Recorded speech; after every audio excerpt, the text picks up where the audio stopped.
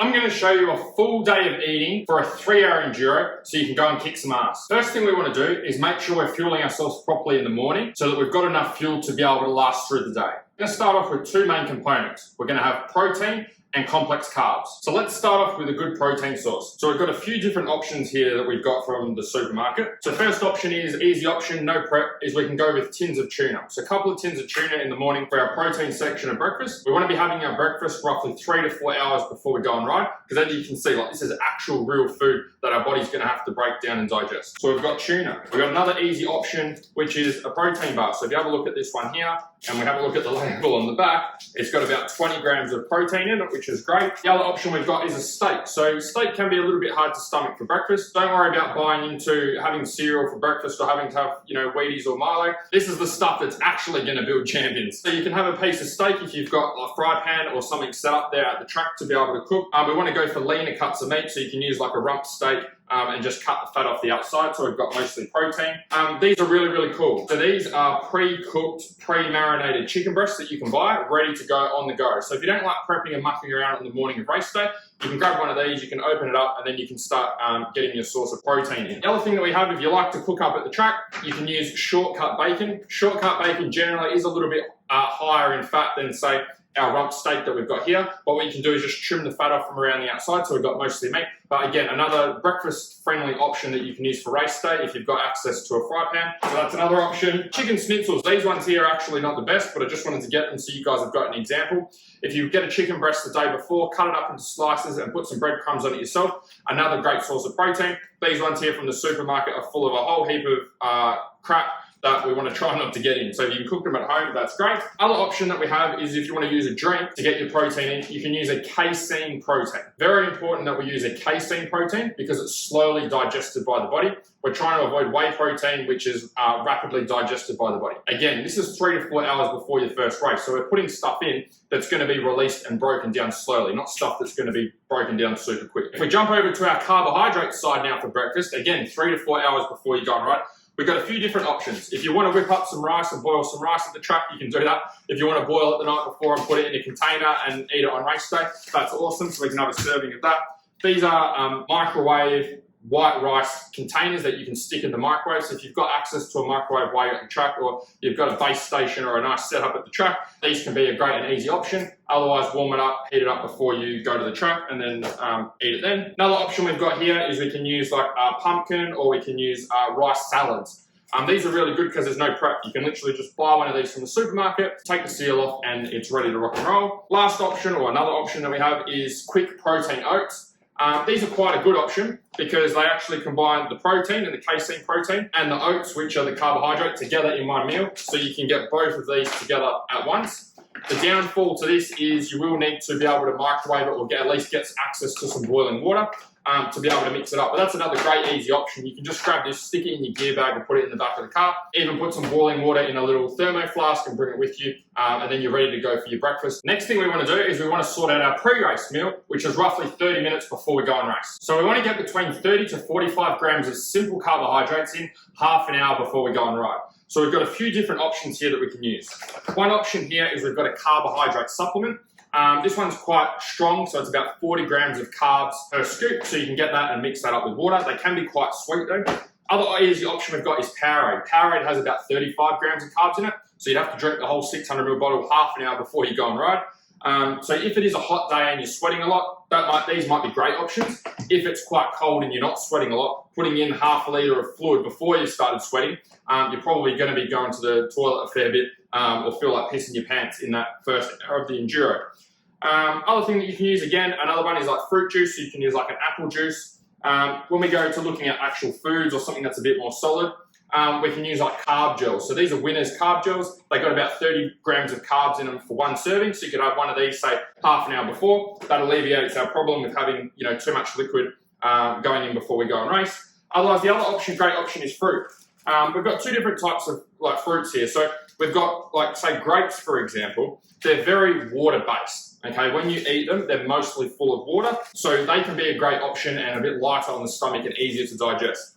If you get nervous, you get stressed, you find that your stomach doesn't feel too easy before you go into a race, which happens for a lot of people, try and stick to the liquid stuff or stick to the more water-based fruits. You can use things like watermelon, like oranges as well, which are great. If you don't get too nervous or too stressed, or you do feel a little bit hungry, then you can use something that's a little bit more dense like a banana, but just make sure that you have tested this out before with your practice. Last thing you want to do is go into a big race, try and shove one of these down and find that you can't digest it and be halfway through the race still trying to get rid of this banana. What we want to do now is map out our during race nutrition. So again, we want to make sure that we're getting 30 to 45 grams of simple carbs in for every hour of riding that we do. So this does limit our options. The reason that it limits our options is our body is under stress when it's riding. The reason that you don't feel like eating a big meal after you've just done a hard gym workout is because your body's under stress, your digestive system isn't working as well as what it normally is. So the worst thing that you can do is try and shove a whole heap of whole food in during the race to be able to energize yourself, because what's going to happen is you're not going to digest that food, you're not going to get the energy from it, and it's more than likely going to make you feel worse, not feel better. The way that we bypass this problem is we use liquids to be able to get our carbohydrates in. So I'm going to show you how to do that with our few options here. Option one is that you can load up your CamelBak and you can put liquids in your CamelBak that help you to get those carbs in. So you can use like the carbohydrate drink and put that in your CamelBak. You can use Powerade and put that in your CamelBak. Probably wouldn't recommend fruit juice, but if you're having a quick stop or a quick break, you might be able to put that in depending on the type of riding or type of racing that you're doing. I find that the liquids work best for slower enduro riding. So maybe like cross country or hard enduro, where you do have the opportunity to put the straw in your mouth and to be able to actually get some liquids in. For the faster stuff, so if we're looking at what we do with our Fink races, then we probably want to use, it's probably not going to be as easy as just sticking a straw in your mouth and having a drink at 130 kilometers an hour through the desert. So we find a lot of our guys don't drink as much as what they should, which means they don't get the carbs in that they need to have the energy for the racing. So how do we get over that? We use carb gels. So what we do with our guys is we'll get them to have carb gels and either stuff it in their pack so they can have their carb gels while they're getting fueled up, or you can just strap these things to the fuel drum. So when your fuel comes over, you grab the carb gel, the boys put the fuel in, and then you're both fueled up, ready to go for the next section. Now we're going to have a look at our post-race meal, which needs to be made up of protein and simple carbs. So the reason the post-race meal is important is because we want to get the nutrients in that we need to be able to start the recovery process. So we've got less soreness, less fatigue going into the rest of the day and going into the future days that we have after racing. Especially important if you're doing multi-day enduros. So what we want to remember is that our body is still under stress. It's been working very hard. Our digestive system isn't working as well. So we don't want to be force feeding food in, especially if we don't feel like eating. But at the same time, we still want the nutrients to start the recovery process. So the way that we bypass that problem, we try and use liquids instead of foods. So you notice some of these are familiar from before. We've got our steak, we've got our chicken, we've got our shortcut bacon, we've got our schnitzels, we've got our tuna, we've got our protein bar. They're all going to be foods that are very, very hard to be able to consume and our body to extract protein out of so that we can start to recover. That's where a protein supplement comes in. So we can use something like this, which has got casein protein and whey protein. Casein protein takes a long time to break down and is a slower release. Whey protein is a more of a rapid release protein.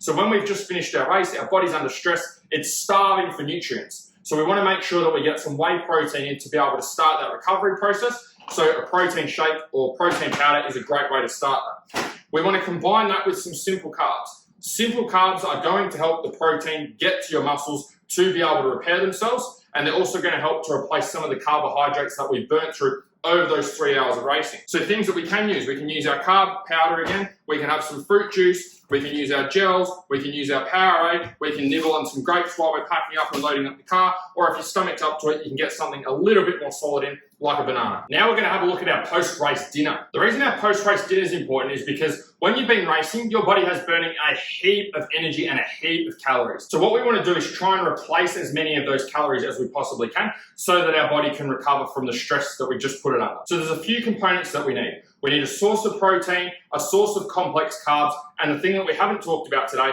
is getting a source of fats in. So first thing we want to do is get some protein in. So all the same sources we can use. We can use our tuna, we can use our chicken, we can whip up a steak at home, we can get some chicken schnitzels together, we can make some bacon with bacon and eggs, we can have a protein bar or we can have a protein shake, but ultimately what we want to do is we want to be getting a decent amount of protein in at the end of the day, a decent meal, and preferably whole food now. We can move away from the liquids because our digestive system should have calmed down by now. We should be able to stomach some food quite easily. You should be getting hungry at dinner time. The second thing that we want to include is some complex carbs.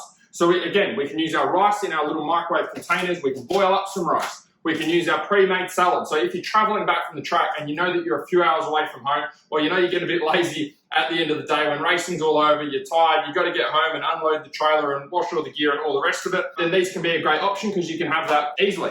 Other thing that you can do is have some protein oats if you want to as well, to be able to get your complex carbohydrates. And then if we move over to our fats here, we can get some olives in, we can get some avocado in, we can get a couple of eggs in for our fat stores. The reason that we haven't touched fats today and we haven't talked about them too much is because the major fuel source for your body while you're racing is carbs. Okay, so that's why we put an emphasis on protein to get our recovery happening for race day. And then the other part is our carbs because that's our energy source. Fat is not our primary fuel source for enduro racing. So when we get to the end of the day, we can then put our fats into our meal. Things we want to avoid at the end of the day are these things over here, which are our quick bursts of energy. Okay, these would be like our carbohydrate drink, our juices, our Powerades, our gels, and even our fruits as well, which are quite high in sugar. These give you a rapid burst of energy. Now, when we're going to sleep at night time and we've raced all day, we don't need that rapid burst of energy. We needed the rapid burst while we're racing. We don't need that anymore. So we want to make sure we minimize this stuff and we maximize this stuff over here at dinner so we can recover and then get on with the rest of our week. If you'd like some help dialing in your eating and training for racing, apply for my Faster Laps program below.